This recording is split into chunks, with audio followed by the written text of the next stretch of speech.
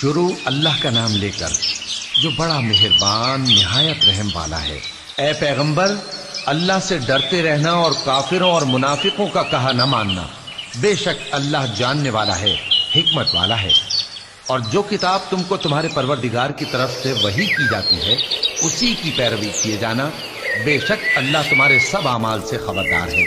اور اللہ پر بھروسہ رکھنا اور اللہ ہی کارساز کافی ہے۔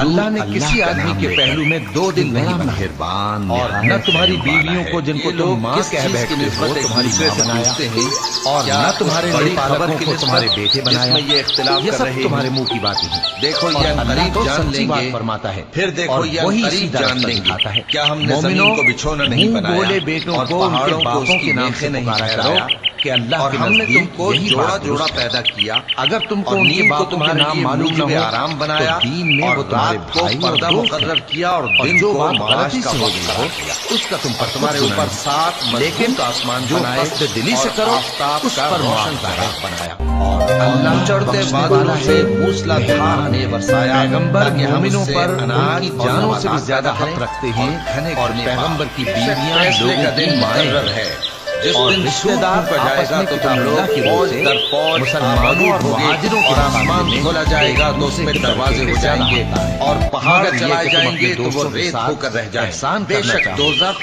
گھات یہ میں ہے، حکم یعنی کتاب سرکشوں کے یعنی لیے کہ قرآن ان کا میں وہی لکھ دیا ٹھکانہ گیا ہے اور اس جب ہم میں نے وہ پیغمبروں صدیوں سے ان پڑے کا رہیں گے۔ عہد لیا وہاں اور نہ تم سے اور ٹھنڈک کا نوح مزہ سے اور چکھیں گے ابراہیم نہ سے اور کچھ پینا موسیٰ سے نصیب ہوگا اور مگر مریم کے کھولتا بیٹے پانی عیسیٰ سے اور بدبودار۔ اور ہم نے عہد بھی ان سے پکا لیا تاکہ سچ کہنے والوں سے ان کی سچائی کے بارے میں اللہ دریافت کرے، اور اس نے کافروں کے لیے دکھ دینے والا عذاب تیار کر رکھا ہے۔ مومنوں، اللہ کی اس مہربانی کو یاد کرو جو اس نے تم پر اس وقت کی جب فوجیں تم پر حملہ کرنے کو آئیں تو ہم نے ان پر آندھی چھوڑ دی اور ایسے لشکر نازل کیے جن کو تم دیکھ نہیں سکتے تھے، اور جو کام تم کرتے ہو اللہ ان کو دیکھ رہا ہے۔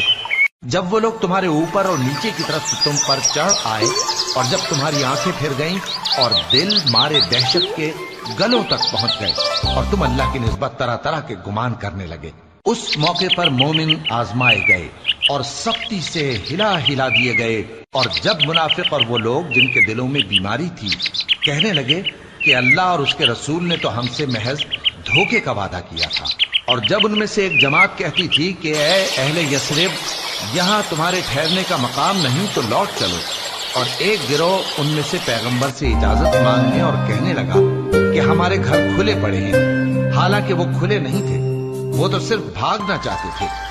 اور اگر فوجیں اطراف مدینہ سے ان پر آ داخل ہوں پھر ان سے خانہ جنگی کے لیے کہا جائے تو فوراً کرنے لگیں اور اس کے لیے بہت کم توقف کریں، حالانکہ پہلے اللہ سے اقرار کر چکے تھے کہ پیٹھ نہیں پھیریں گے، اور اللہ سے جو اقرار کیا جاتا ہے اس کی ضرور پرسش ہوگی۔ کہہ دو کہ اگر تم مرنے یا مارے جانے سے بھاگتے ہو تو بھاگنا تم کو فائدہ نہیں دے گا، اور اس صورت میں تم بہت ہی کم فائدہ اٹھاؤ گے۔